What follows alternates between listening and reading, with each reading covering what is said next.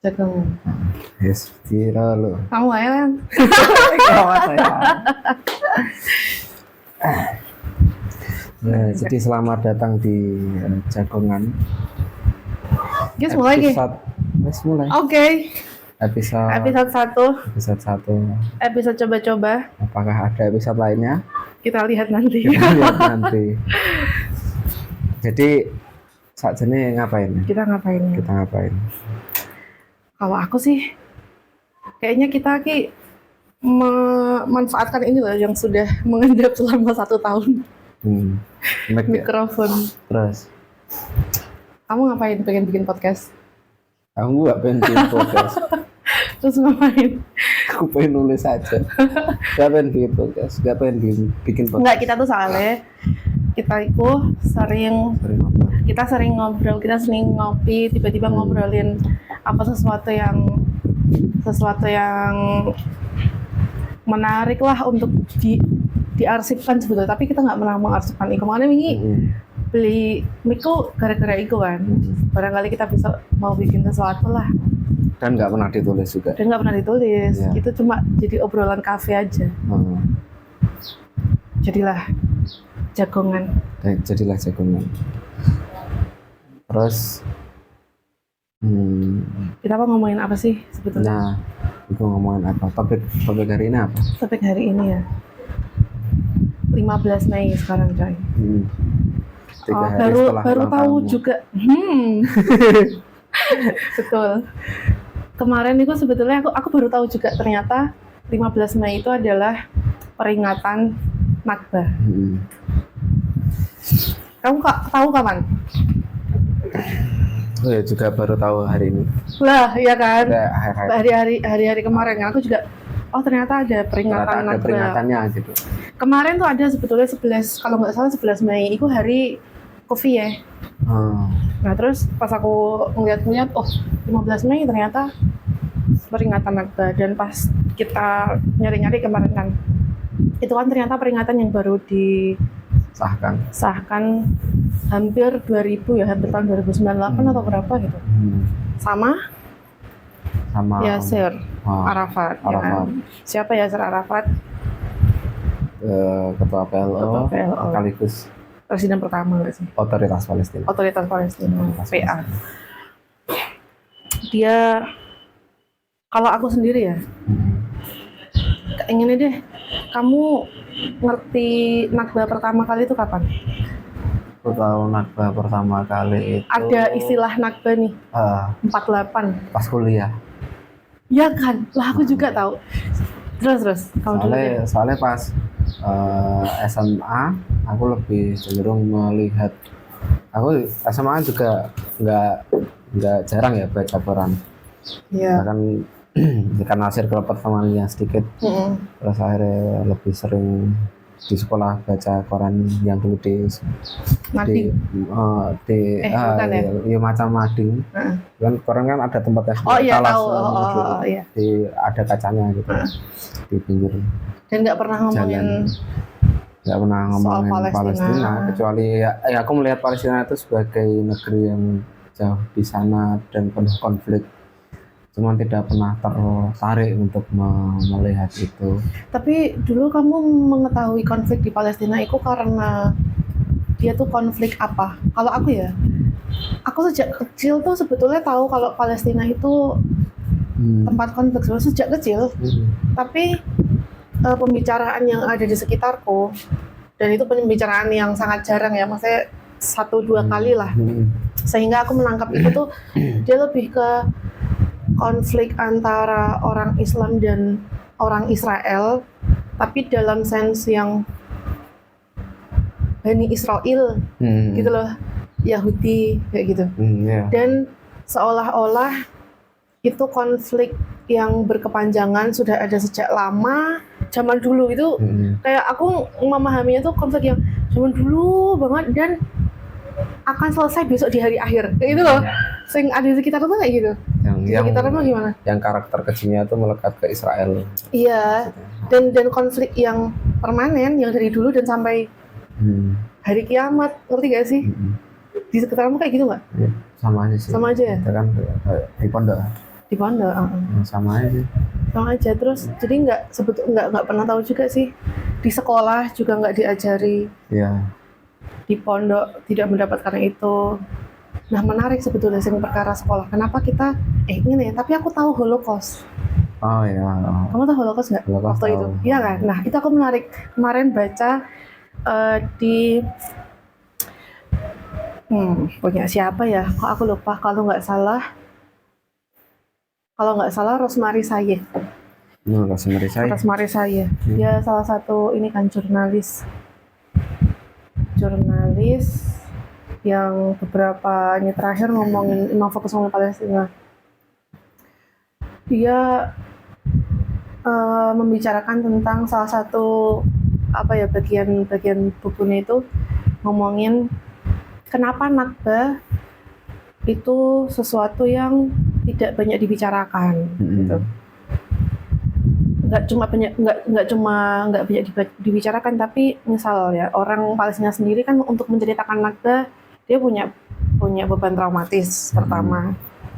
Selain itu yang sudah menceritakan belum tentu itu menjadi narasi dan pengetahuan yang mengaruh utama gitu sehingga diketahui oleh orang-orang kayak gitu kan.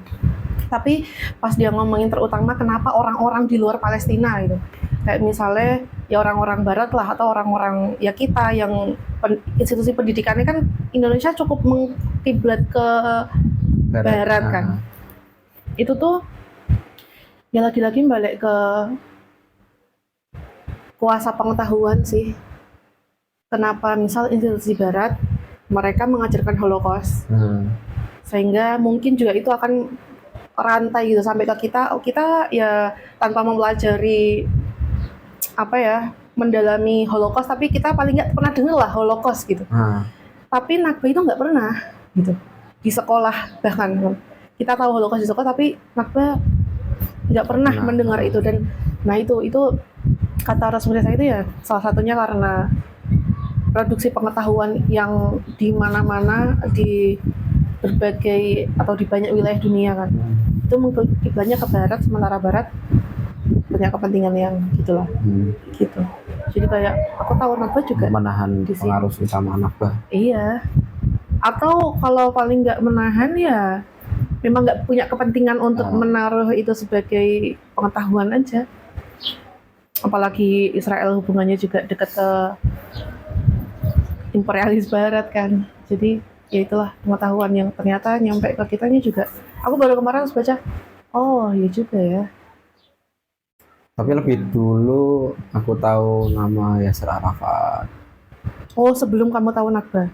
Oh iya? Iya, makanya itulah yang sering, nama itu yang sering ada di buku, makanya lebih sering mendengar itu. Oh kamu baca bukunya sebelum kuliah juga udah baca buku-buku soal? Oh enggak, maksudnya itu yang tersebar di buku orang. Oh iya. Iya.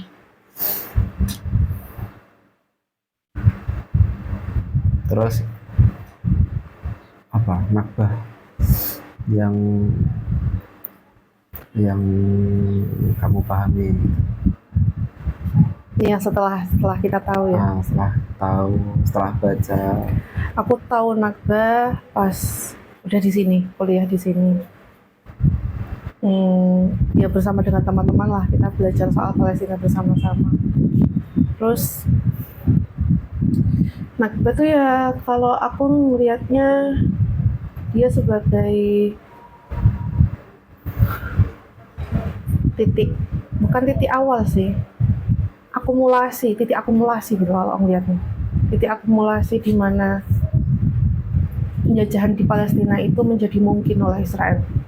Aku mengatakan itu akumulasi karena sebetulnya okupasi ruang, terus percobaan penundukan itu kan sebenarnya sudah terjadi sebelum yang kita kenal sebagai Nakba di 48 itu kan. Sebenarnya kan sudah dicicil sebelumnya gitu loh maksudku. Sudah ada persiapannya sebelumnya.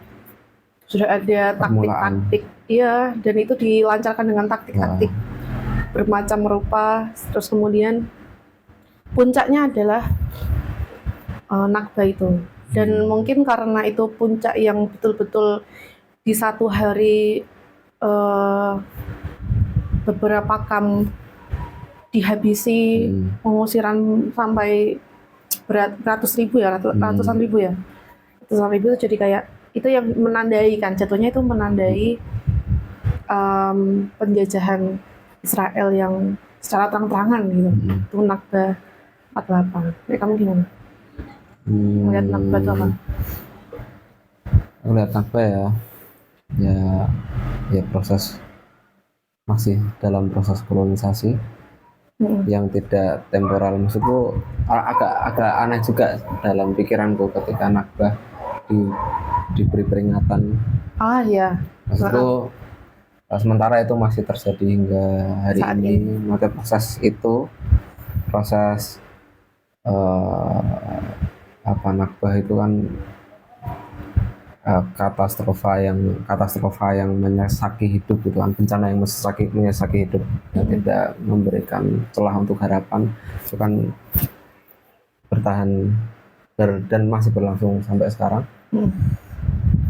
Dan intinya ada di kolonialisme sebagai cara perampasannya gitu, perampasan tanah, perampasan dan lain sebagainya. Kolonialisme menjadi terang benderang di momen Nakba itu ya. Tapi menurutku ya soal peringatan itu, aku nggak baca juga ya kenapa siapa Yasser Arafat memutuskan 15 Mei peringatan Nakba. Cuman ketika kita bandingin ke Holocaust tadi loh, Holocaust kan diperingati ya, bukan sebagai peringatan perayaan ya, tapi mengingat. Holocaust diperingati dan di mana-mana orang jadi tahu lah. Terus di beberapa tempat juga dibangun museum Holocaust gitu kan. Nah, jadi kalau kita bandingin ke Nakba sebagai peringatan, kayaknya perlu juga gitu. Dalam arti mengingat itu, bukan perayaan ini ya, tapi mengingat bahwa ada satu momen di mana itu yang harusnya jadi awal cara kita melihat Palestina. Sementara kan di perbincangan global atau misal di perdamaian yang sedang berlangsung di ranah internasional kan selalu meninggalkan 48 kan. Dia kan selalu merujuknya ke 67 terus PBB pada saat itu kayak itu loh. Jadi kayak peringatan 48 itu juga jadi semacam strategi untuk mengingat awal mula juga sih. Ketika kita bandingin ke Holocaust ya, sehingga ada nih yang namanya Nakba yang spesifik. Dan ya itu justru yang menjadi alasan, menjadi jawaban kenapa yang tadi kamu bilang dia sebagai proses sampai saat ini tuh sebetulnya ya itu bagian dari proses yang berkelanjutan dari Nakba. Yang ekspansi itu masih terus lanjut. Ekspansi lanjut. Apalagi sekarang. Dan itu kan logika yang sama kan sejak Nakba. Apalagi sekarang Lebanon, di Lebanon Selatan di ini mulai, lagi ya. Udah mulai proses ekspansinya masih mulai. Masih berlangsung. Kemarin dengar berita itu 500 sekolah di Lebanon ditutup karena untuk pengungsian. Ini sekarang ini. 500 sekolah. Itu Lebanon Selatan padahal. Ya, Lebanon Selatan. Bagian Lebanon Selatan, terus yang ditutup kan juga sekolah-sekolah di Beirut. Untuk menampung pengungsi ya. Jadi pendidikan yang nggak terdampak langsung pun terputus juga ya. Terputus juga. Udah kita ngomongin Lebanon, kita nggak ngomongin Palestina. Terus gimana tuh? Palestina, watak kolonialisme yang sebetulnya masih kita rasakan sampai hari ini. Kita tarik ke belakang dulu deh, waktu kita ngomongin Nakba. Kolonialisme di Nakba, ya kamu melihatnya Gimana? Apakah kolonialisme Israel itu sama dengan kolonialisme yang lain? Bagaimana cara Israel melancarkan proyek kolonialnya? Itu gimana? Dari sejak pendirian awalnya ya. Dan ini juga udah banyak dibahas sebenarnya sama orang-orang, termasuk yang aku baca agak terakhir ini kan, melihat Israel sebagai settler kolonialis, dimana kolonialismenya itu agak berbeda dengan kolonialisme yang kita kenal dalam arti dari Belanda terhadap Indonesia. Kalau dulu kan Belanda terhadap Indonesia itu kayak modelnya itu orang-orang pribumi tidak mengalami eliminasi, dalam arti tanahnya tidak ada disposisi. Ya, tidak ada visi untuk menduduki tanah gitu, untuk menduduki tanah, kemudian juga mengeliminasi orang-orangnya. Justru orang-orang pribumi dijadikan dimanfaatkan, dibutuhkan sebagai tenaga kerja yang murah gitu. Ya. Dan juga membuka kemungkinan nanti cara produksi yang tumpang tindih antara Belanda yang pengen kapitalis tapi tetap menundukkan struktur-struktur lainnya itu dalam feodal gitu. Itu hal lain. Cuman itu yang disebut kolonial franchise kolonialism. Nah, cuman apa sih bahasa Indonesia nih kita kolonialisme? Kita menyebut enaknya apa? Kolonialisme yang biasa kita kenal deh sama non-pemukim. Kolonialisme pemukim gitu ya. Yang Israel ini kan settler kolonialism atau kolonialisme pemukiman atau pendudukan atau apalagi biasanya pemukim atau pendudukan. Kolonialisme pendudukan. Oh ya, pendudukan. Jadi kayak aku lebih sering baca nih pemukim. Ada semacam logika eliminasi di situ. Meskipun itu nggak terus kemudian menjadi dominan ya. Artinya melihat situasi yang ada, misal Israel di awal itu bermaksud untuk mengeliminasi orang-orang Palestina. Mereka menduduki tanah, terus tapi mereka tidak, di tahun 60-an mereka menghadapi situasi di mana itu penyerapan tenaga kerja itu tidak sesuai dengan yang dibutuhkan. Tidak memenuhi kebutuhan Israel sendiri dari orang-orang Israel. Jadi membutuhkan untuk tenaga kerja yang lain yang murah. Dan makanya itu kebijakan yang kemudian lahir adalah kebijakan menciptakan pemukiman untuk orang-orang Palestina juga.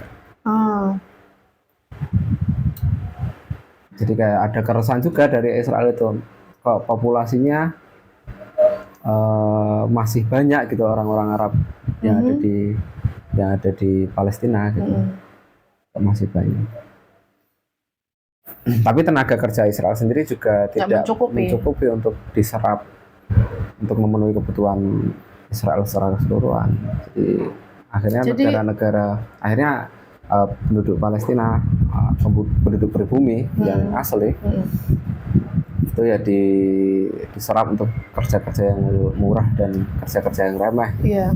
Jadi maksudnya ini ya, perbedaan antara settler kolonialisme sama franchise tuh nggak bisa saklek juga, karena yang settler pun itu juga sebetulnya menggunakan cara-cara franchise ketika dia membutuhkan tenaga kerja dan seterusnya yang murah dan seterusnya.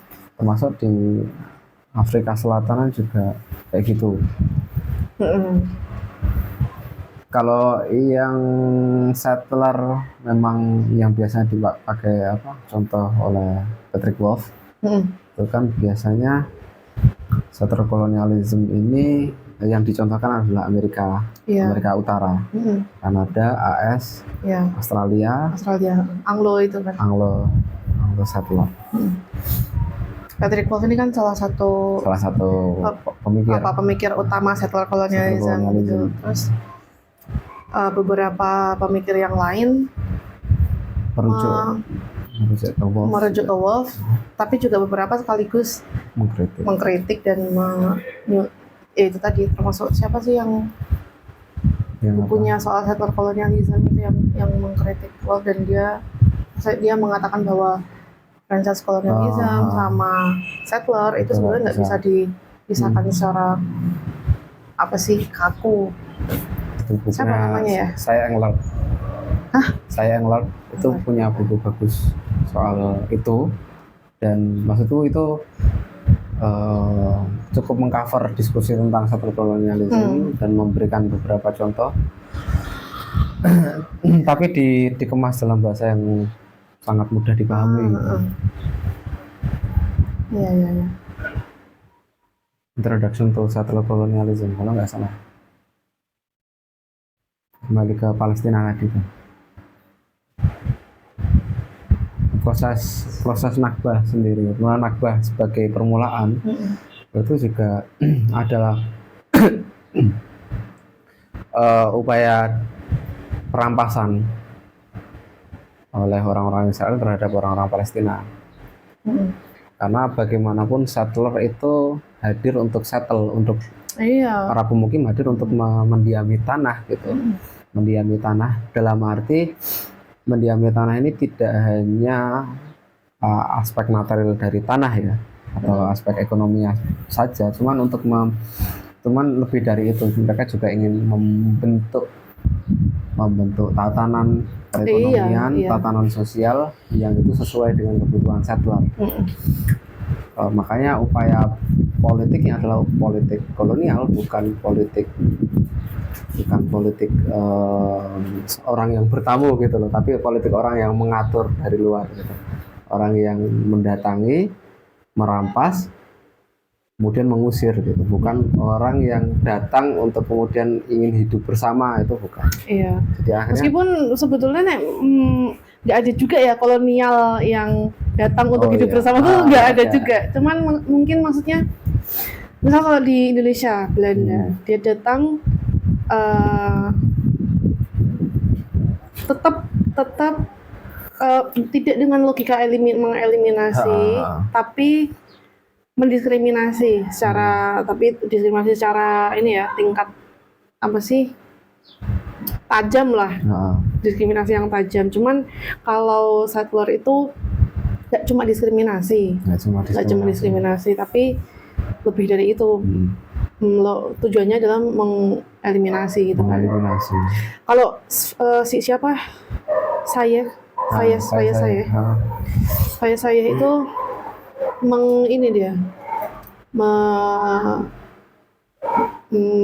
menuliskan tiga karakter settler kolonialismenya Israel itu pada tiga hal. Satu, sifat rasialnya, tentu ya, di mana-mana kalau settler itu pasti rasisme. Bahkan itu di franchise pun juga iya sih, betul. Terus cuman mungkin bedanya kalau settler itu rasialnya itu ada nggak bedanya? Menurutmu ada nggak? Atau sebetulnya sama aja? Beda sih. Lebih karena mereka menduduki tanah gitu kan. Kemudian tapi tatanan itu kan tidak serta-merta langsung terbentuk juga. Makanya nanti ada beberapa kebutuhan untuk tidak melulu eliminasi, tapi juga hidup bersama dan seterusnya. Tapi di dalam, karena mereka itu pada akhirnya antara yang penjajah dan terjajah itu hidup dalam satu ruang hidup yang sama. Pada akhirnya nanti mereka juga, karena ada perbedaan kepentingan politik di antara keduanya, mereka akhirnya membuat para settler ini membuat pembedaan diri dari orang-orang pribumi, orang-orang lokal gitu. Misal kasus di Israel kayak para pekerja Israel itu menganggap mereka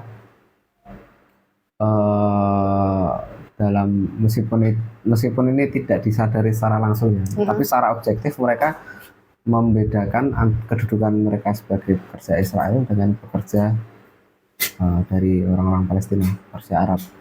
Iya. Dan meskipun sama-sama bekerja. Meskipun sama-sama pekerja.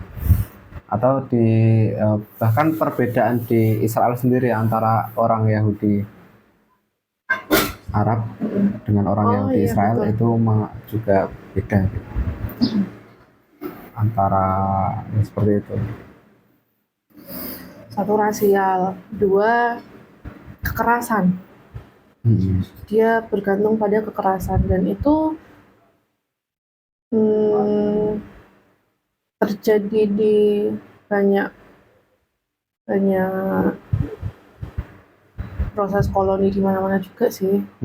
Cuman mungkin kekerasan, misal kita referensikan sekarang ya, kekerasan yang di Israel tuh kayak karena dia menjadi pusat dari banyak hal ya, maksudnya pusat jual bisnis senjata, uji coba senjata, itu jadi rasanya kekerasan yang ada di Israel itu tuh spesifik banget gitu loh. Meskipun di tempat-tempat lain juga setiap kolonialisme biasanya mengandung kekerasan. Iya. Tuh.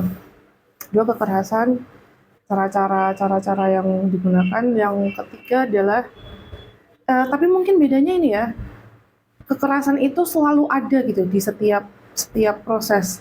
Mungkin kalau misal aku bandingin ke kolonialisme di Indonesia gitu, kekerasan kayaknya tidak sebrutal seluar itu. Biasa itu. Iya, maksudnya mungkin ada beberapa negosiasi gitu loh, antara si penjajah dengan kita penguasa lokal gitu.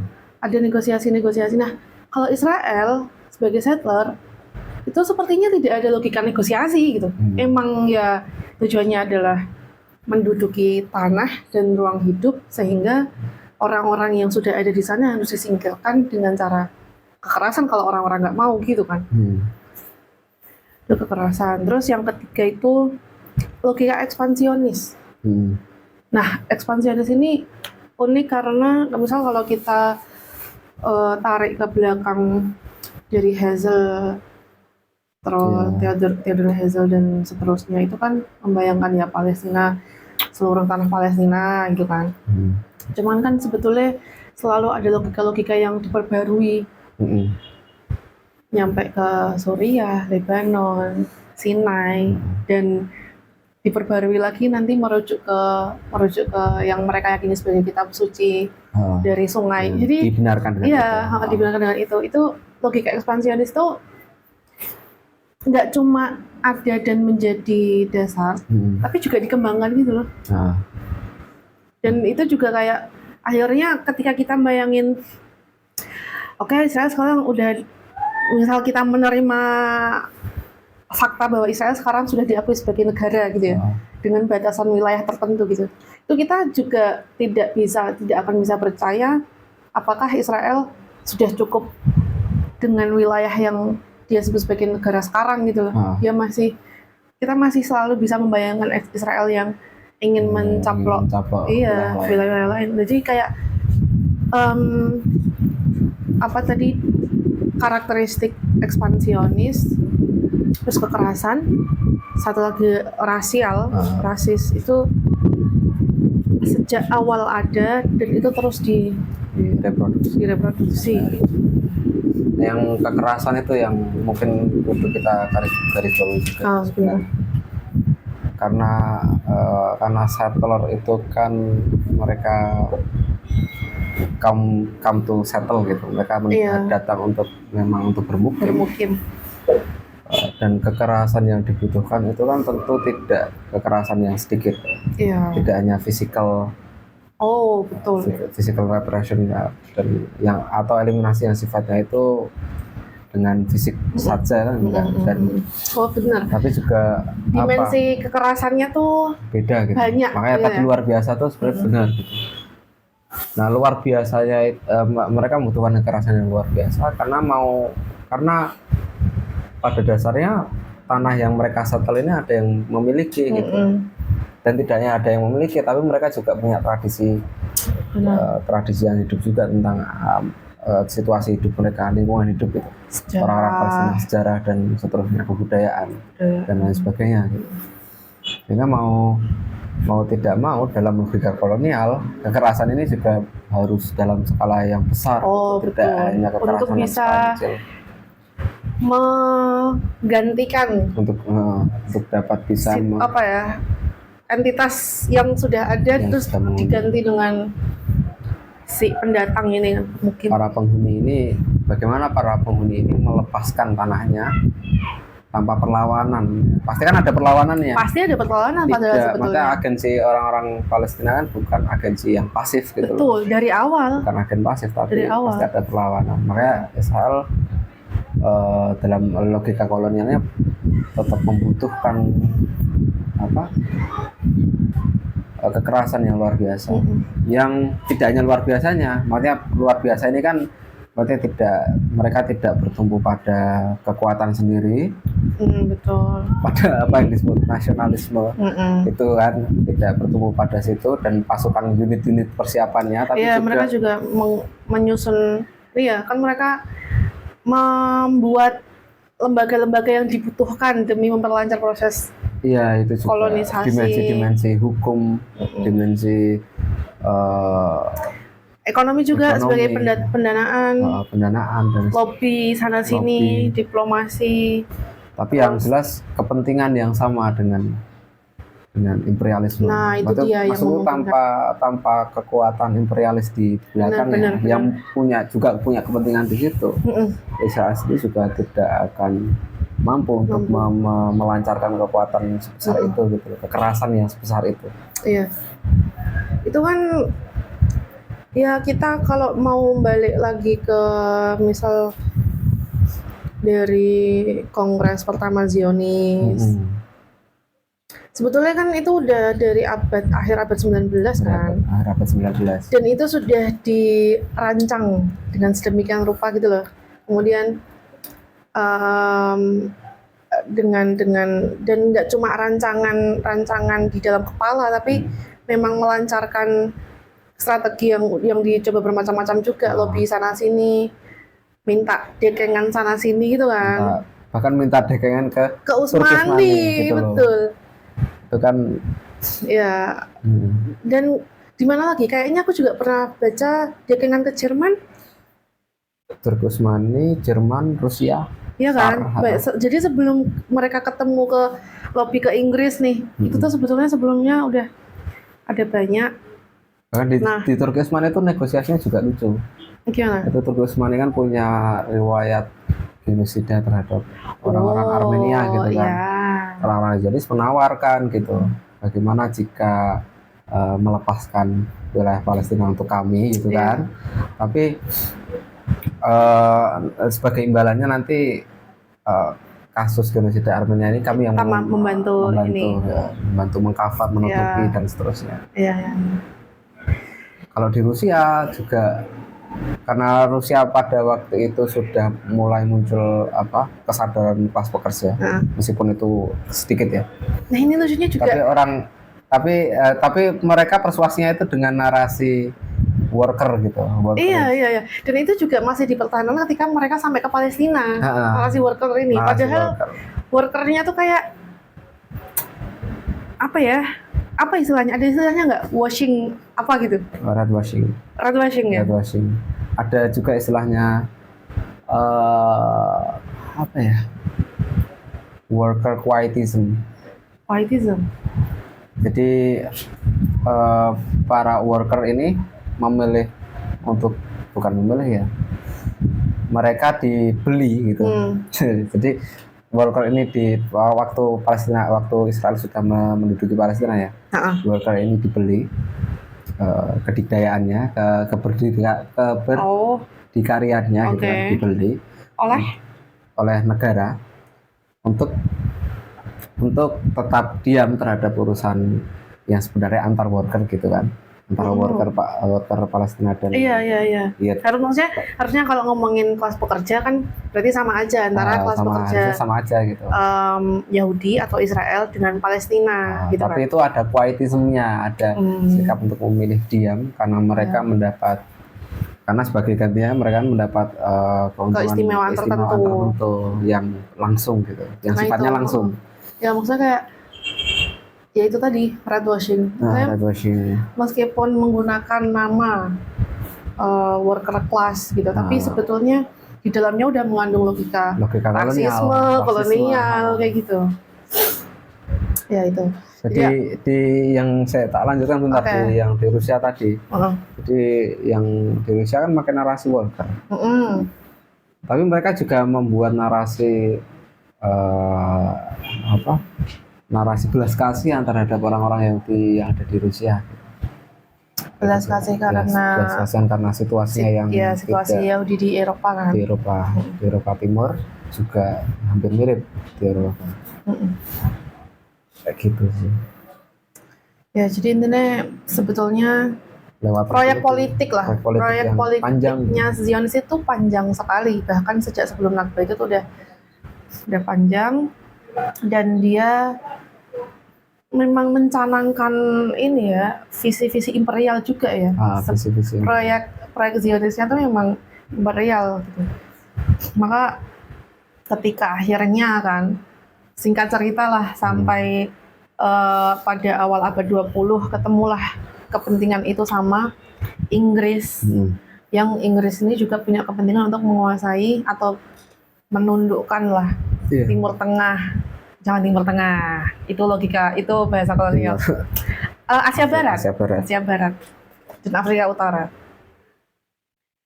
Itu ketemulah di situ kan. Makanya si Zionisme,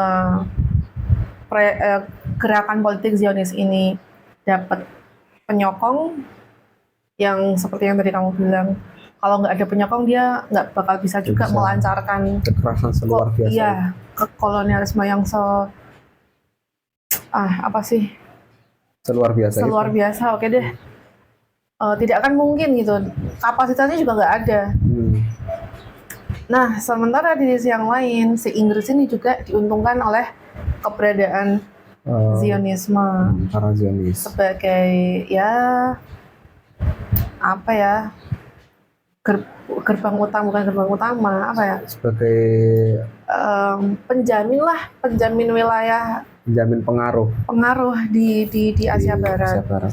Meskipun itu sebetulnya juga bukan simbiosis mutualisme yang betul-betul klop nih mereka. Tetap ada tarik ulur karena misal Inggris mandat Palestina dan seterusnya, dan ada satu masa-masa di mana interest atau kepentingan mereka kan sebetulnya bertolak belakang gitu kan. Jadi ya ketika nanti puncaknya ya ketika Arab Revolt, terus Inggris keluar, Zionis nih yang masih ada dan kemudian mendeklarasikan diri, mendeklarasikan diri sebagai negara yang berdaulat, yang merdeka dari apa coy? Yang merdeka, negara yang berdaulat. Gimana soal Zionisme yang mengandung kolonialisme, imperialisme? Nanti kan nyambungnya juga banyak tuh, ke kapitalisme, ke militerisme. Kalau kita lihat tarik ke sekarang kan juga sistem-sistem itu gitu loh yang menyokong keberadaan Zionisme hidup. Dan bahkan sekarang Zionisme juga, maksudnya Israel juga kepentingannya juga sering bertolak belakang sama AS gitu loh. Gimana kamu melihat hubungan di antara Zionisme, kolonialisme, imperial, kapital? Ya selalu berubah sih. Tapi dalam hubungannya dengan kapitalis jelas semua kolonialis, semua settler itu tetap mereka tentu tidak hanya merebut tanah, tapi juga bagaimana terus kemudian menghubungkan tanah itu atau nilai guna dari tanah itu yang sudah dikembangkan produksi di atasnya gitu kan, bagaimana menghubungkan itu ke pasar gitu. Ya. Dan pada akhirnya ya masuk ke logika kapitalis juga, apalagi proyek misal khususnya Zionis itu kan ya tadi bertopang juga dengan atau bertumpang tindih dengan kepentingan imperialisme. Nah, ketika imperialisme berganti dengan AS, Betul. ya kan, Itu yang sebenarnya wajah kapitalisme, dan mungkin yang berbeda cara itu ya, cara pengelolaannya gitu antara Inggris sama AS, tapi wajah dia sebagai imperialis, sebagai negara yang kemudian hampir memegang semua pengaruh pasar di seluruh dunia gitu. Itu akhirnya Zionis ya termerger ke situ juga kepentingannya gitu. Kayak Zionis nih gerakan politik yang mau subjeknya ganti-ganti juga, kalau dia sifatnya imperial itu ya bisa gandeng aja gitu. Cuman itu kan nggak semua mulus ya, maksudku nggak semua harus sesuai gitu. Misal kepentingan antara Inggris dengan Israel di akhir juga ada semacam konflik gitu, konflik kepentingan. Dan Inggris juga tidak ingin sebenarnya untuk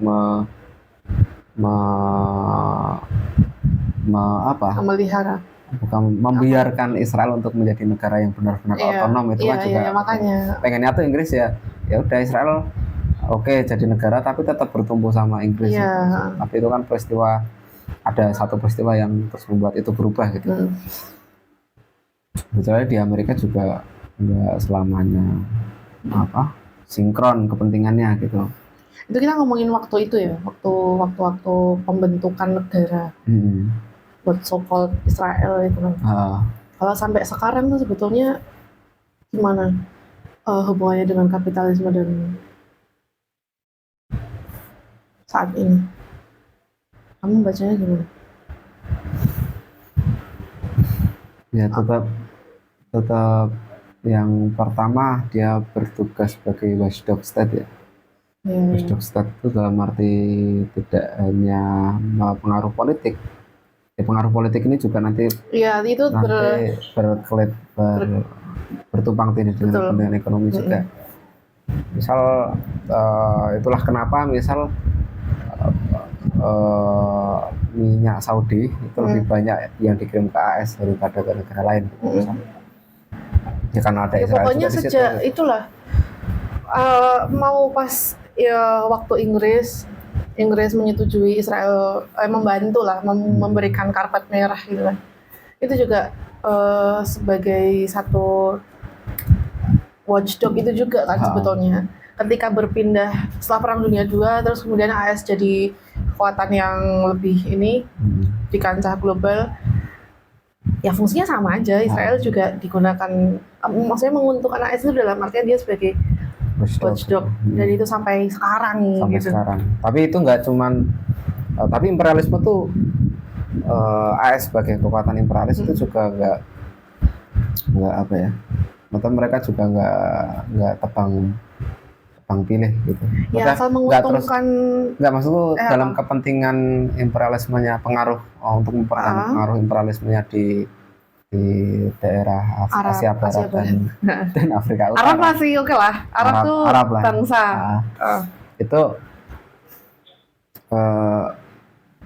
mereka akan melakukan hal apapun meskipun misal Zionis tidak dapat diandalkan pada waktu itu. Hal di tahun waktu Iran revolusi Islam misalnya, itu kan Zionis sebenarnya Israel tidak bisa diandalkan sebagaimana yang diinginkan. Tapi imperialisme tetap mendukung rezim-rezim Arab yang satu visi dengan mereka, misal membiayai Irak untuk melancarkan peperangan terhadap Iran gitu loh.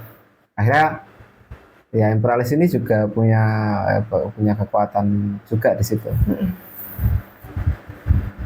Kayak gitu sih. Jadi kayak ya Zionis ini nggak selamanya sinkron juga, nggak selamanya digunakan dalam arti yang mulus ya.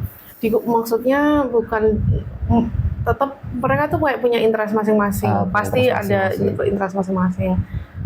Meskipun kita membicarakan itu, menamakan itu sebagai simbiosis mutualisme tuh nggak saklek lah intinya. Kayak gitu sih.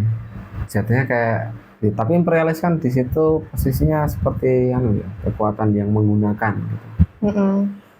Dan relasi antara AS dengan Israel juga kadang negosiasi antara bawah dan atas gitu bisa.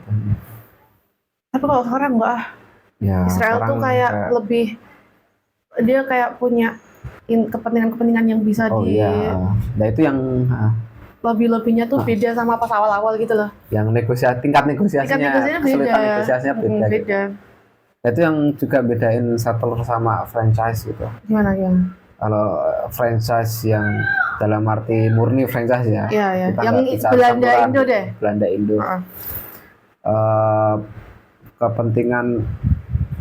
Kepentingan orang-orang Belanda yang ke Indo itu berkonflik dengan metropol, dengan Belanda di pusat gitu. Dengan kerajaan Belanda gitu. Tapi dan mereka nggak punya semacam otonomi untuk mendirikan. Iya, dia harus tetap sesuai dengan pusat. Iya, patuh pusat. Tapi kalau di settler ini, begitu settler itu datang membawa banyak koloni, itu nanti mereka punya keleluasaan untuk membuat negara sendiri. Punya keleluasaan. Dia tuh bedanya adalah dia nggak harus tunduk pada siapapun. Karena dia memang dari awal tujuannya adalah menjadi negara yang tidak tunduk pada siapapun. Nah itu kalau siapa namanya? Siapa yang tadi kamu sebut di awal? Aku lupa settler. Saya Englot. Iya itu. Itu kan dia menyebutkan, dia juga merujuk ke salah satu penulis Asia Barat juga. Aku lupa namanya tapi. Jaburi betul. Itu dia kan membandingkan antara settler kolonialisme di Afrika Selatan, di Israel, sama satu lagi Zimbabwe kalau nggak salah. Zimbabwe atau mana ya? Pokoknya 3 deh. Tapi ya 2 domain, Afrika sama Arab gitu kan. Nah itu tuh dia di situ tuh kan menjelaskan bagaimana yang disebut Engler.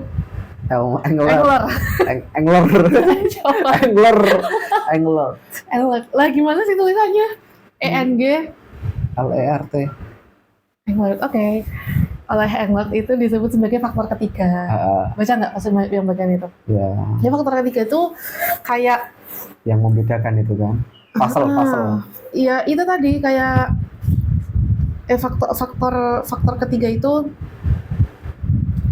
kalau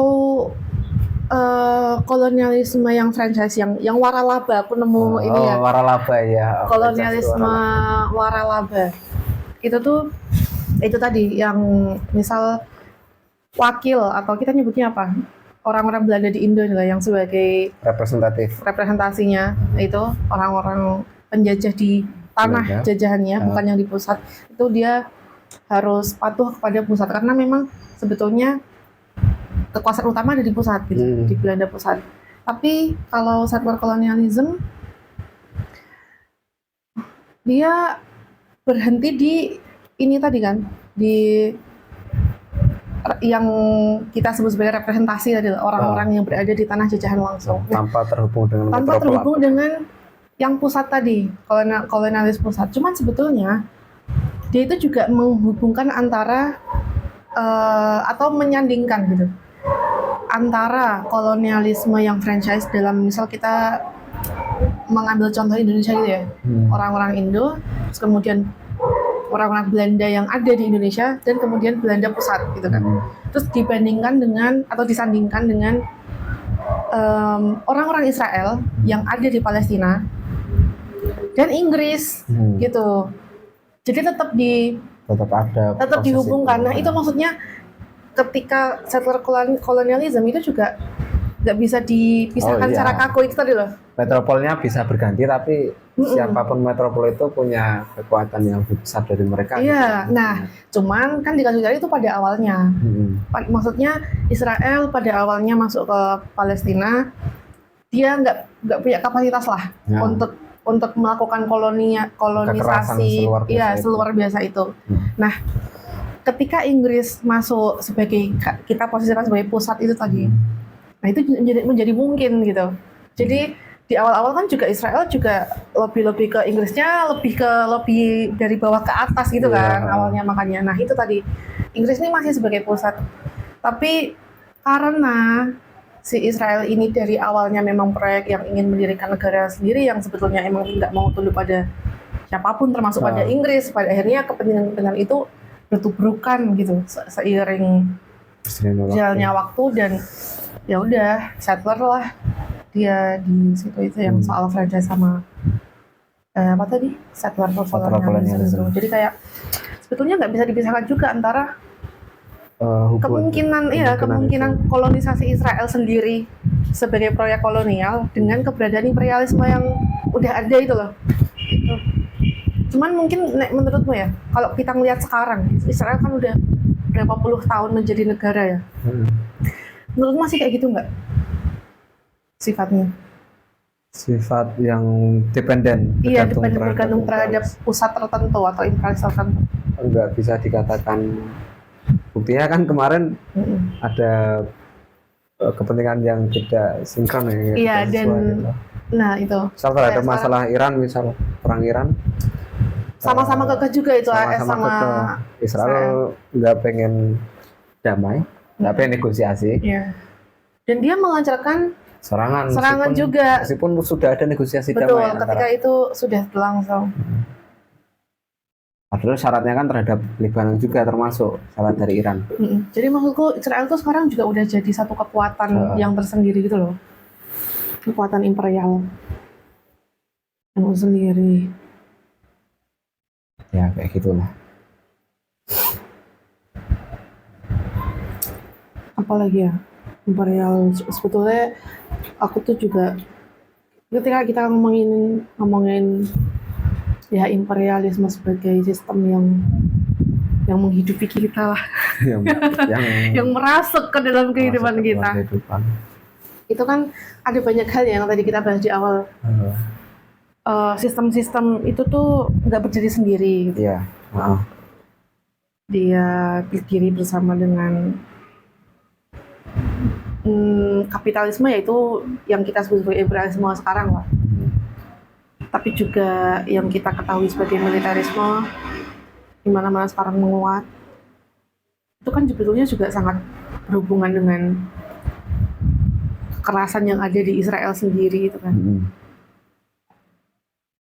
Kayak kalau aku pernah baca di satu tulisan, aku lupa tapi tulisannya apa. Orang itu menganalisis hubungan antara kekerasan di Amerika Serikat yang meningkat gitu, sebanding dengan semakin intensnya hubungan antara militer Amerika dengan militer Israel. Jadi kayak ketika tadi kita ngomongin soal imperialisme yang kapitalisme yang hubungannya kemana-mana sampai ke kita juga kan sebetulnya. Itu perkara kekerasan yang kita bahas di awal tadi itu juga sebetulnya lambat laun atau panjang atau pendek sumbunya itu tuh nyampe ke kita juga gitu, karena itu adalah satu sistem yang saling terhubung gitu. Ketika kita ngomongin 65 deh yang metode Jakarta. Itu kan metode Jakarta, makanya pembantaian orang-orang anti komunis, orang-orang komunis itu dibantai dan itu cukup berhasil di Indonesia. Kemudian Terapkan ke negara lain. diterapkan ke negara lain dengan kode Jakarta itu tadi kan. Nah, itu kan di situ juga ada pelatihan-pelatihan militer yang difasilitasi oleh AS itu loh. Nah, sama juga ketika tadi yang orang-orang di Amerika merasakan militerisme semakin menguat atau kekerasan oleh militer itu semakin meningkat gitu.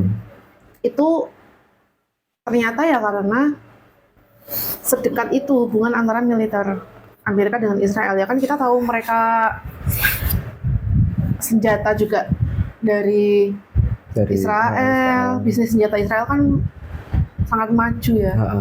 Teknologi pengintai mata-mata dan seterusnya itu juga dikembangkan sangat maju di Israel. Dan itu berhubungan langsung dengan kolonialisme di Palestina, karena orang-orang Palestina itu menjadi sasaran uji coba senjata-senjata itu. Jadi perkembangan senjata itu sebelum dibeli dan digunakan di tempat di negara-negara di seluruh dunia ini, itu diuji coba dulu ke orang-orang Palestina dan juga negara lain. Ya, nggak cuma Palestina tentu. Nah itu maksudnya ketika militerisme di satu daerah semakin menguat, itu sebetulnya juga bisa ditelisik keterhubungan antara ya dari bisnis senjatanya lah, dari pelatihan militernya kayak gitu, dan sangat mungkin terjadi gitu senjata-senjata yang digunakan untuk merepresi warga di satu negara itu ya adalah perpanjangan tangan dari bisnis senjata yang berpusat di Israel yang menyokong secara langsung kolonialisme di Palestina gitu. Jadi kayak semua tuh berhubungan gitu loh. Kayak ada subbab tersendiri di bukunya Englert tuh. Kalau itu sebutnya teknologi traveling teknologi atau teknologi traveling atau traveling teknologi. Itulah ada satu subbab itu menjelaskan yaitu, dan juga nggak cuman masalah militer ya, tapi juga masalah kebijakan dan juga masuk teknologi. Misal bagaimana Israel itu menerapkan Bantustanization yang mereka impor dari Afrika Selatan, yang apartheid gitu kan. Jadi apartheid di Afrika Selatan itu konsep segregasinya itu juga diterapkan terhadap orang-orang Palestina di West Bank. Itu kayak mekanisme kolonialisasi itu juga dipertukarkan di banyak penguasa gitu loh. Dipertukarkan, diperbarui. Iya. Itulah, jadi kayak Palestina tuh nggak cuma perkara Palestina doang ya nggak? Palestina tuh bukan sebuah penjajahan yang hanya urusan orang Palestina aja gitu. Karena kalau ya dari pembicaraan kita tadi tuh kayak itu adalah sistem yang sama dengan sistem yang mengatur kita di Indonesia, di Mesir, gitu. Menurutmu, kamu ngelihatnya sekarang orang-orang gimana?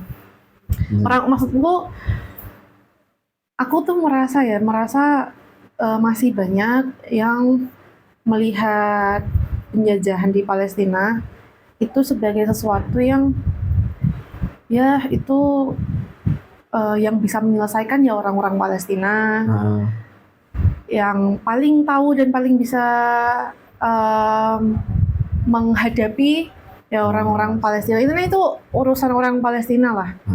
Sehingga solidaritas kita itu ya memang nggak bisa sampai kemana-mana kecuali dalam batas-batas tertentu kayak itu loh. dalam batas-batas apa filantropi filantropi, sebagai lebih orang kerja luar kan yang gitu. membantu gitu kan. Sebagai orang, oh ya, karena itu tadi memposisikan tuh kayak masih Oh. banyak yang kita orang luar dan mereka konflik atau dijajah gitu. Kemudian apa yang bisa kita lakukan? Membantu. Meskipun kita tidak sedang ini ya, aku juga nggak menyalahkan apakah filantropi itu, bukan itu, poinnya bukan itu. Poinnya bukan di situ. Tapi penempatan diri sebagai yang kita dari jauh yang itu adalah persoalan Palestina. Yang itu menurutku masih banyak. Yang aku sorotin lebih ke itu sih. Menurutku lebih ke komitmen untuk punya kegelisahan yang serupa itu kayak nggak ada gitu di kita sendiri. Terutama di mahasiswa ya. Di mahasiswa di sini itu kayak ya karena melihat Palestina sebagai satu entitas mandiri yang itu adalah urusan kemerdekaan, urusan mereka. Akhirnya komitmen untuk mempelajari apa yang terjadi di Palestina juga tidak besar juga dan tidak utuh juga. Tidak utuh gitu. Padahal tuh kalau ngomongin Palestina, aku juga belum begitu banyak baca gitu ya. Tapi maksudku ya kita kan berusaha terus-menerus untuk terus belajar dan membaca.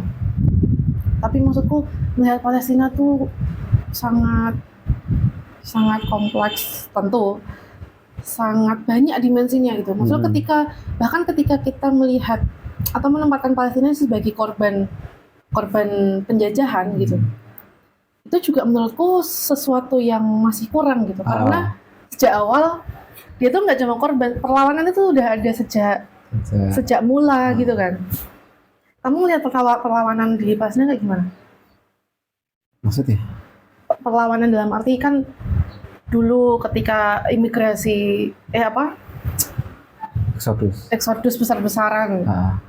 Itu kan juga sebenarnya perlawanan udah ada.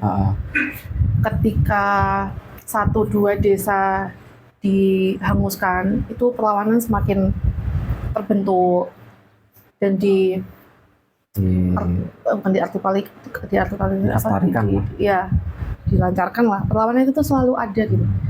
Dan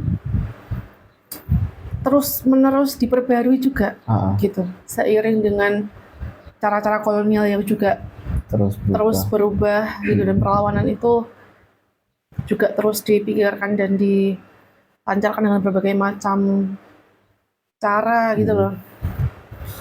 Kamu lihatnya gimana? Apa yang kamu bayangkan atau apa yang kamu lihat? Ya. Atau kamu menemukan perlawanan Palestina nanti kayak gimana? Yang menurutku tetap itu bergantung cara kita dalam pandangan itu ya, cara kita membentuk perlawanan atau cara kita melawan itu untuk terus juga melawan ya. Kita di sini untuk terus juga melawan itu juga bergantung dengan masalah apa yang kita baca gitu. Oh ya. Bagaimana cara kita menempatkan masalah itu. Maka kalau urusan Palestina itu sekedar perebutan kembali Al-Quds, ya maka tidak lebih dari perebutan kembali itu. Gitu. Apakah itu cukup? Pertanyaan di situ. Apakah kemerdekaan Palestina itu cukup dengan merebut kembali Al-Quds? Atau apakah sebenarnya kita bisa juga membayangkan sebuah tatanan yang melampaui tatanan yang pernah ada gitu di Palestina?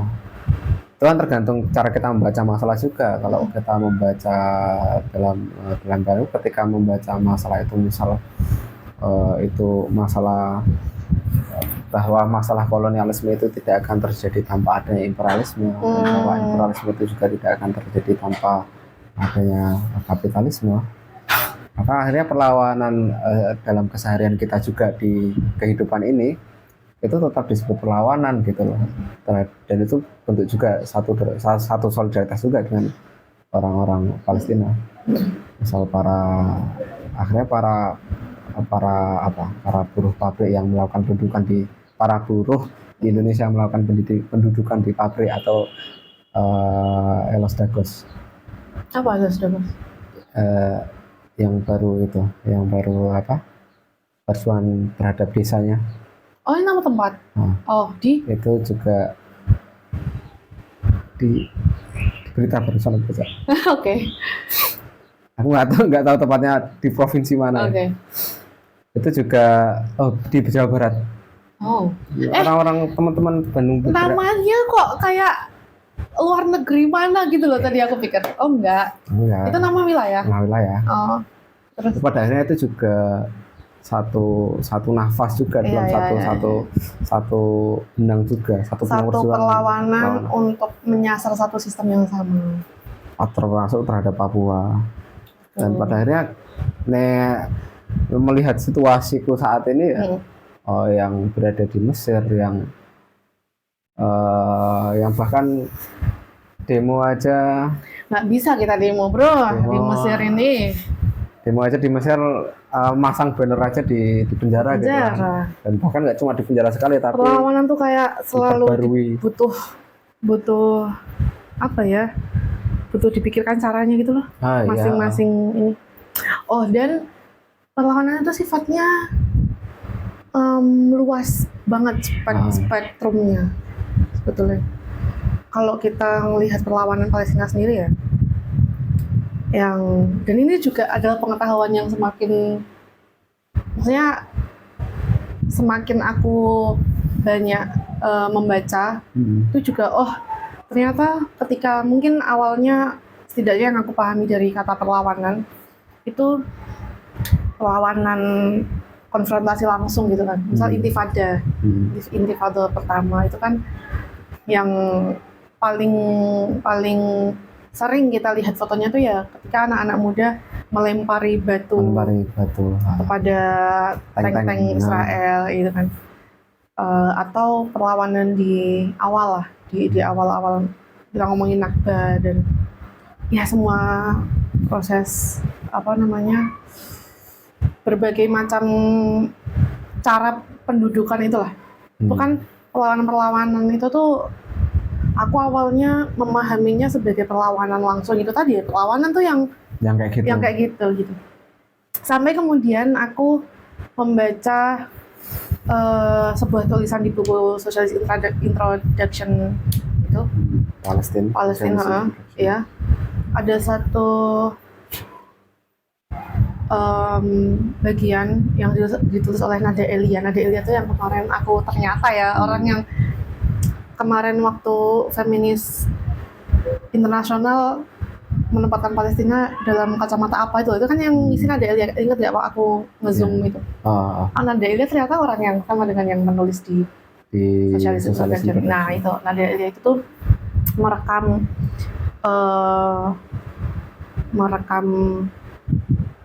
penindasan gender atau sebenarnya penindasan yang dialami oleh perempuan di Palestina itu tuh kayak gimana gitu kan, dan sekaligus merekam bentuk-bentuk perlawanan mereka. Nah terus dia nyepil salah satu film Naila Uprising yang aku ngajak kamu nonton Naila, judulnya apa ya? Naila and Uprising apa gitu. Pokoknya Naila dan Uprising lah. Yang akhirnya ada ilustrasinya itu. Itu kan itu ngomongin kalau itu konteksnya intifada pertama. Nah itu tuh jadi ada taktik-taktik tertentu ketika sebetulnya misal orang-orang Palestina itu kan ada patriarki di sana juga gitu. Kalau bisa dibilang berlapis dalam tanda kutip ya, penindasan yang dialami atau pendudukan yang dialami perempuan kan juga bermacam-macam lah. Nah, dan salah satunya adalah pendudukan yang dilakukan oleh Israel itu kan selain kekerasan langsung tentuan, kekerasan langsung terhadap perempuan-perempuan Palestina, itu juga ya asumsi-asumsi patriarkis yang perempuan itu lemah, terus tidak berbahaya. Jadi makanya yang sering ditangkap oleh ditangkap oleh ini militer Israel itu ya laki-laki gitu kan. Nah situasi kayak gitu itu tuh dimanfaatkan oleh perempuan-perempuan Palestina untuk mengkoordinir intifada gitu. Jadi karena perempuan-perempuan Palestina ini dianggap less dangerous, ya, kurang berbahaya, ya gitu. tidak cukup berbahaya daripada Tidak cukup laki-laki. berbahaya. Jadi mereka memanfaatkan itu untuk menyebarkan selebaran-selebaran untuk berkumpul. Jadi perempuan-perempuan Palestina itu yang mengkoordinir, menyebarkan berita, menyebarkan informasi untuk intifada itu gitu. Sebelum intifada dipotret menjadi batu-batu yang dilempar. Dan itu kayak perlawanan tuh. Selain itu juga ketika perempuan-perempuan Palestina yang mendirikan memastikan ini klinik-klinik kesehatan tetap ada secara sembunyi-sembunyi, terus shelter, terus pendidikan sekolah-sekolah juga ditutupkan sama Israel. Jadi nggak cuma ditutup, dibatasi kalaupun ada. Iya betul. Jadi perempuan-perempuan Palestina ini berkolektif gitu loh, membentuk social group untuk menopang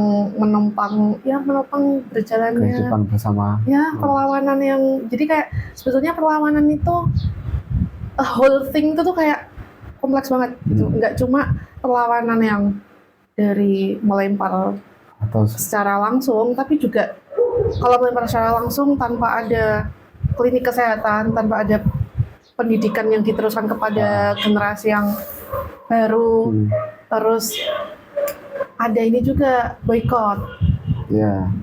Jadi mereka memikirkan bagaimana caranya, kalau kita bilang ketahanan pangan lah.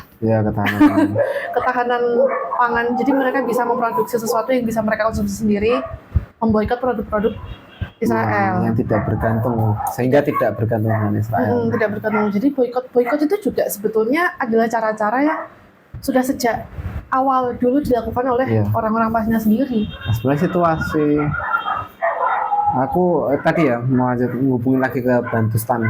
Ya, Bantustan itu apa sih sebetulnya? Bantustan itu kayak wilayah yang dibagi-bagi, segregasi wilayah yang diperuntukkan kepada, ini kan aslinya kan di Afrika Selatan. Betul. Jadi negara apartheid Afrika Selatan yang kulit putih itu membuat Bantustan, wilayah-wilayah yang tersegregasi. Bahkan itu tidak hanya tersegregasi secara perekonomian ya, tapi tidak hanya timpang secara ekonomi antara satu wilayah dengan wilayah yang lain, tapi juga punya etnik sendiri berdasarkan etnografernya. Jadi ada etnografer yang mereka sendiri. Etnografer berkulit putih itu, berkulit putih itu dia juga membuat rancangan ya.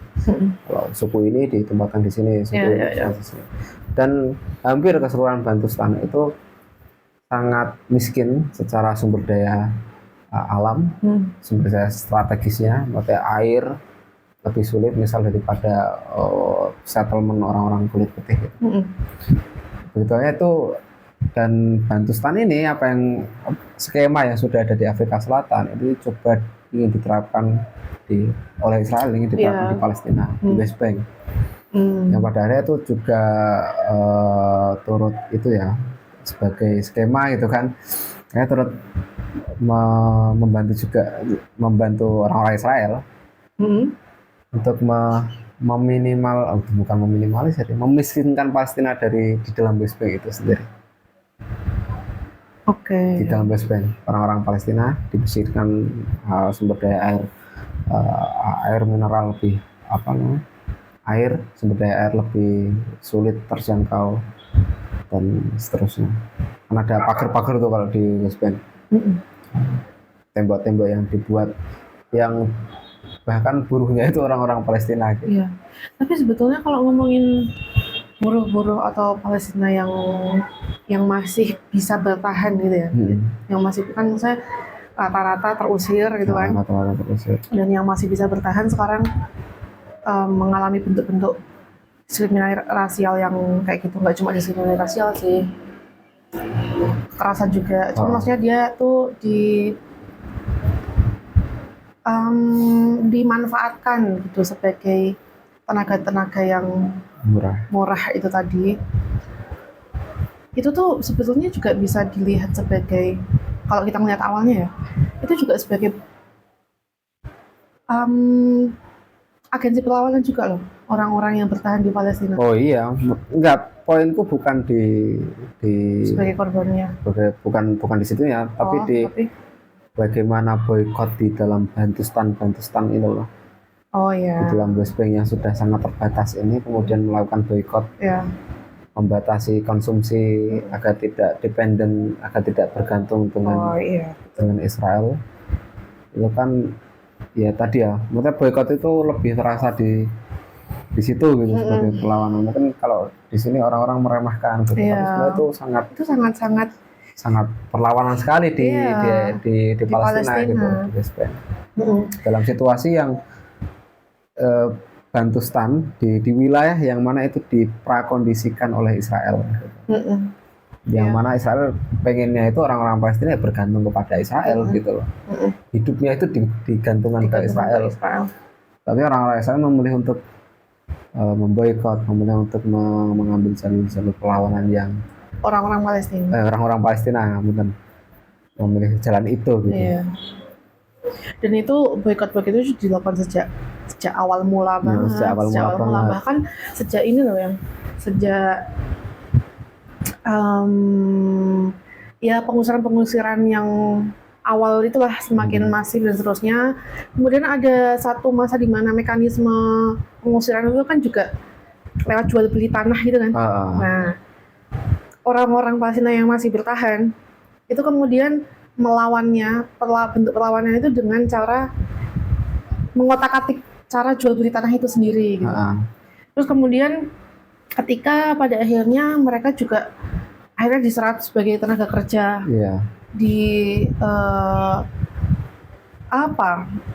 pusat-pusat ininya Israel lah, tenaga kerja ya, dia sebagai tenaga kerja Israel lah, orang-orang yang masih bertahan ini. Dengan tentu saja tenaga kerja yang didiskriminasi secara rasial gitu kan. Tapi dengan mereka menjadi tenaga kerja itu mereka juga memungkinkan mereka untuk melakukan bentuk perlawanan yang beralih rupa juga. Misal dengan boykot yang pemogokan massal itu juga terjadi gitu. Pemogokan massal, dan itu sangat mengganggu otoritas Israel kan. Siklus produksinya. Iya, jadi perlawanan itu tuh selalu ada dari awal di dalam bentuk yang kita bisa melihat dari jauh itu sebagai korban. Itu sebetulnya di situ juga perlawanan selalu dikobarkan gitu. Selalu ada di hati. Selalu ada di hati. Kayak lirik lagu. Selalu ada di hati. Dan selalu dipikirkan, selalu di gitulah. Ya, itulah intinya. Ya, akhirnya komitmen kita kan nggak cuman akhirnya wilayah-wilayah yang tidak terlihat juga sebenarnya bisa dimasuki gitu sebagai bentuk perlawanan. Wilayah yang tak terlihat itu maksudnya apa? Maksudnya kayak ya sesederhana kita mempelajari, komitmen kita untuk mempelajari dengan itu gak sederhana sih. itu tapi kan nggak terlihat gitu loh. Orang tuh nggak terlihat tuh di situ. Nggak langsung tahu orang ini tuh gitu. Soalnya tuh masih ini juga loh, ketika kita ngomongin, ya kita sekarang ngomongin solidaritas kita ke Palestina deh. Sebetulnya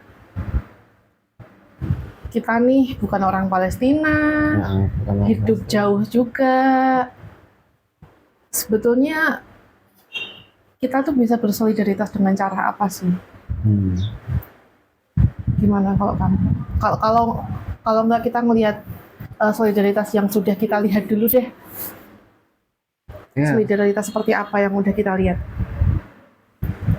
Ya, dari aku sih yang paling penting ya komitmen untuk mempelajari itu, karena itu bakal, meskipun kita saat ini tiarap dan mungkin orang-orang melihat para mahasiswa itu seperti resi ya, atau resi Apa resi? dan faturah dan Apa tuh? Resi apa? Kamu tadi resi lari. Hindu. Apa sih? Enggak, orang resi.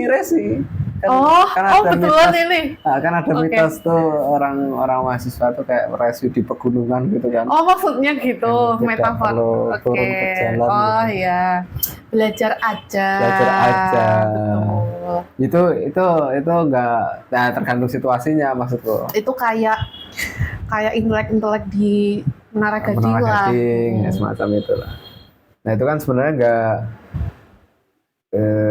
kita seharusnya bisa secara teoretik itu tetap melihat apa yang terjadi, secara misal mengolah praktek-praktek atau mempelajari praktek-praktek yang sudah ada di Palestina untuk kemudian kita oke lah di Menara Gading, tapi lu membuat teori itu berdasarkan praktek yang sudah ada gitu loh. Iya. Tapi komitmen untuk dan selagi misal melihat bercermin dari aku sendiri ya, dalam situasi yang di Arab ini, di Mesir nggak bisa ngapa-ngapain, itu membuat solidaritas yang terang terhadap bahkan pemerintah Mesir ya, perlawanan terhadap pemerintah Mesir sendiri misal, Iya. bukan perlawanan itu sih, lebih ke perlawanan responnya terhadap orang-orang Palestina gitu kan. Kita nggak bisa mendorong itu sebagai orang-orang, dan kita Sebagai bikin diaspora. sebagai diaspora di Mesir kan, bikin acara yang melawan aja kayak dikirim intel gitu kan, itu kan jelas intel dari negara sendiri lagi. Itu jelas nggak kayak harus tiarap gitu loh, Iya, karena iya. nggak minimnya perlindungan. Tapi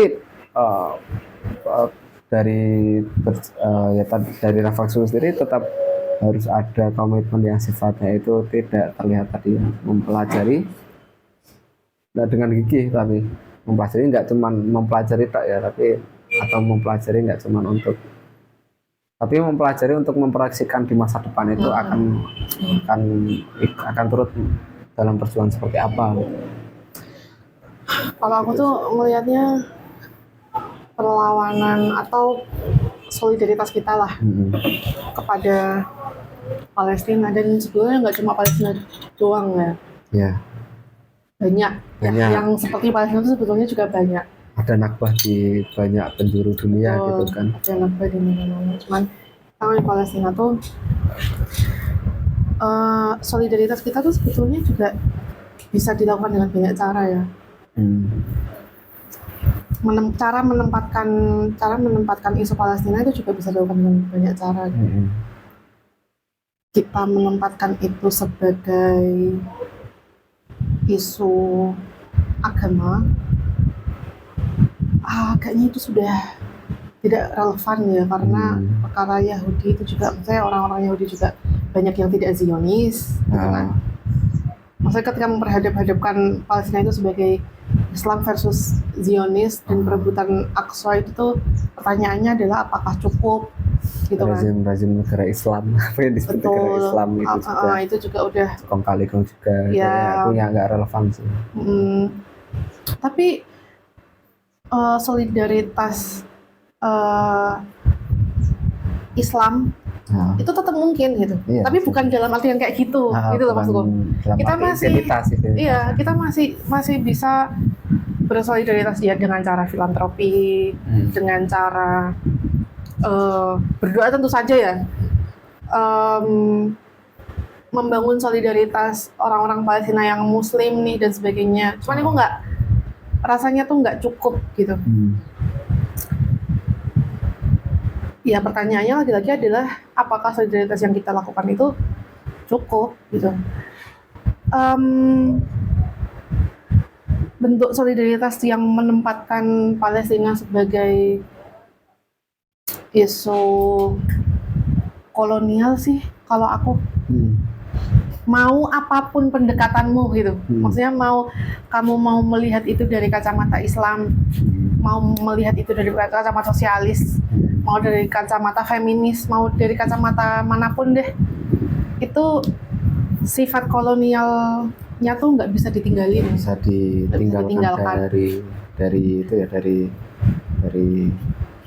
sasaran perlawanan. Iya, nah karena sifat kolonial atau watak kolonial yang sentral itu, sementara sistem kolonial itu belum berakhir dan melingkupi sistem yang mengatur kita saat ini juga gitu. Jadi menurutku kayak perlawanan-perlawanan yang bisa kita lakukan itu juga akhirnya bisa dipikirkan lewat bagaimana cara kita melawan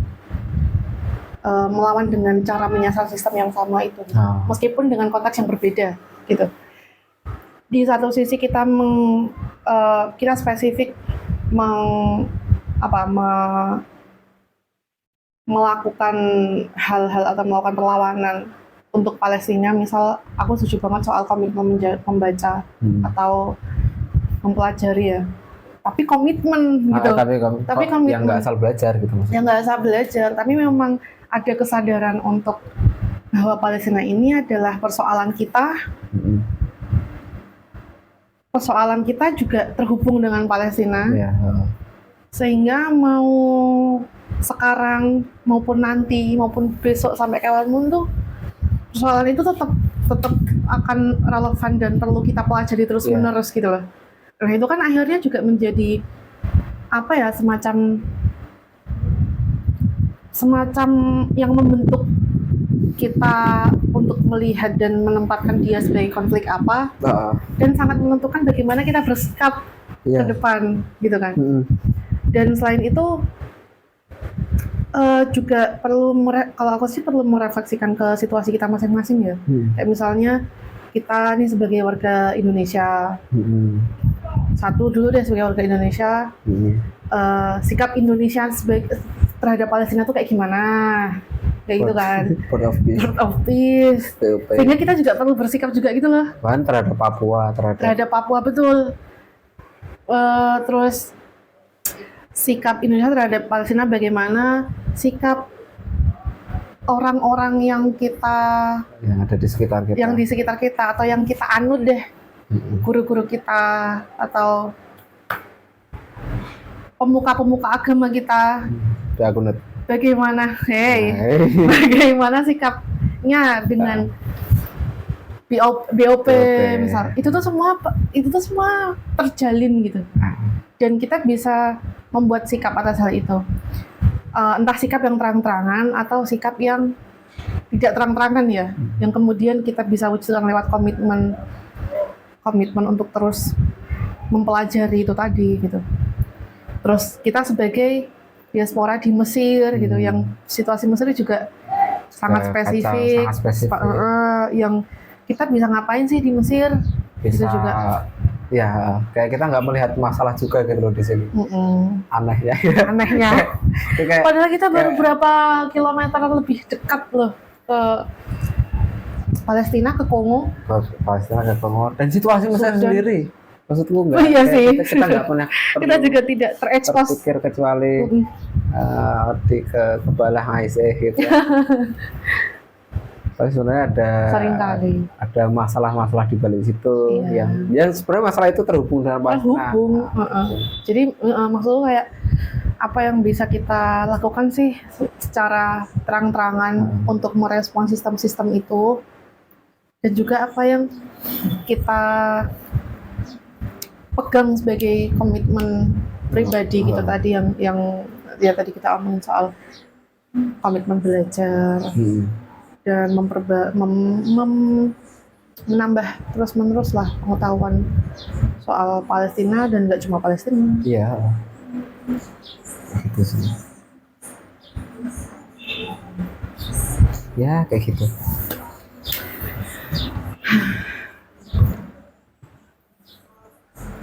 Ini masih. Udah habis kopi chai. Mau minum ini. Air putih.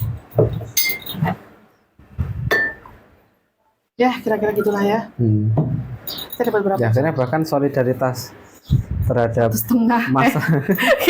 kita berencana hanya 1 jam. Bisa sih. Oke. Apa tadi kamu bilang apa? Ya. Enggak, tadi kamu bilang apa? Ya akhirnya tetap solidaritas itu bisa diwujudkan dengan masalah terdekat juga. Tapi asal kita melihat masalahnya itu saling terhubung. Dan pendekatannya yang juga terhubung juga. Jadi pertanyaan itu ya, pertama, bagaimana cara kita menempatkan masalah itu. Kalau kata si Engler, Ya, Engler gitu ya, Engler. katamu Engler. Kata si Engler, jangan-jangan bukan Engler. iya sih ya. Weh, bukan. Kata saya aja Oke. ya. Itu karena kolonialisme sendiri itu juga saling terhubung satu sama lain. Mereka juga mewarisi dan terus memperbarui Ya, cara-caranya. cara-cara. Di akhirnya kita juga sebagai agen perlawanan juga harus update dengan masalah itu, Betul. maksudku, dengan situasi settler, dan mempelajari itu untuk kemudian membangun teori dan praktek perlawanan. Oh, jadi keinget ininya. Tak buka bentar ya. Kanafani itu loh. Laka syai'un fi hadal alam hakum. Itu jadi kayak laka syai'un fi hadal alam tuh karena sistem yang menopang tuh saling terhubung dan saling mempengaruhi kita gitu loh. Jadi kayak laka syai'un fi hadal alam hakum tuh kebayang banget di situnya gitu. Sehingga setiap yang bisa kita bayangkan tuh perlu kita pikirin lewat situasi kita. Dan apakah ini terhubung dengan yang lain? Iya. Dan perlawanan nggak melulu terang benderang. Oh iya. Tapi yang jelas harus komitmen dan tetap geraknya kolektif itu juga perlu. Oh iya betul sih, geraknya kolektif. Nggak cuma individu. Iya sih betul. Dimulai dengan individu tentu. Tapi untuk bisa menggerakkan sebagai kekuatan tuh ya kolektif. Itu pertanyaan lagi, masalahnya kita di sini bisa berkolektif atau enggak gitu loh. Ya kolektif dalam batas apa kan? Ya, dipikirin lagi. Belum nanti konsep kolektifnya itu seperti apa? Itu juga harus dipikirkan. Ya itu emang kita juga masih pembelajar yang harus selalu ini sih. Iya. Kita masih mengerti sangat sedikit gitu loh soal isu ini maupun soal komitmen apa yang sebetulnya bisa kita hidupi. Yes. Kita cukup sekian dan selamat sore. Selamat sore. Sampaikan hari dong.